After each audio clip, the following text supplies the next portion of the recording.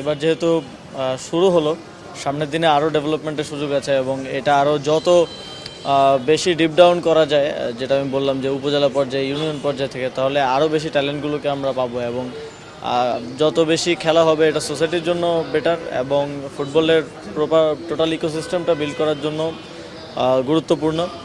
NSC থেকেও কিছু tournament হয়, গোল্ড কাপ টুর্নামেন্ট হয়, আরও কিছু টুর্নামেন্ট এনএসসি থেকেও হয়। এবং আসলে মাঠের যেই সমস্যাটা, এটা তো আমাদের আজকের সমস্যা না, আবার এটা আজকে চাইলেও সমাধান করা সম্ভব না, এটা আস্তে আস্তে হবে। বাট আমাদের যেই এক্সিস্টিং ফ্যাসিলিটিসগুলো আছে আমরা ফোকাস করছি সেগুলোকে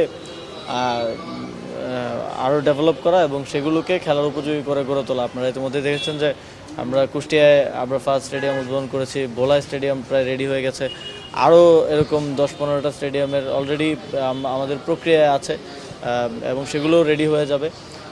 এবং আমরা একটা জিনিস চিন্তা করেছি যে আমরা একটা শিডিউল করার কথা ভাবছি।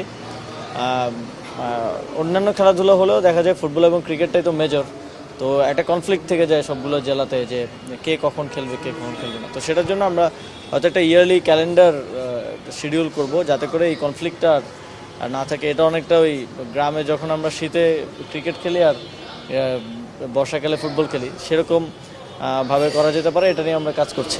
আর ন্যাশনাল স্টেডিয়ামে একটা সামনে ইস্যু নিয়ে তৈরি হয়েছে, আবার রাগবি এবং ফুটবল উইমেন্স 3 ম্যাচ সিরিজ এবং রাগবি টুর্নামেন্ট শুরু হচ্ছে। এইটা নিয়ে আপনার কাছে সমস্ত পাল্টাপাল্টি চিঠি গেছে যতদূর আমরা জেনেছি, সেটা কোনো সমাধান আসছে না, কীভাবে চলবে আসলে? ন্যাশনাল স্টেডিয়াম তো আপনারা জানেন যে মাল্টিপারপাস ইউজের জন্য করা হয়েছিল।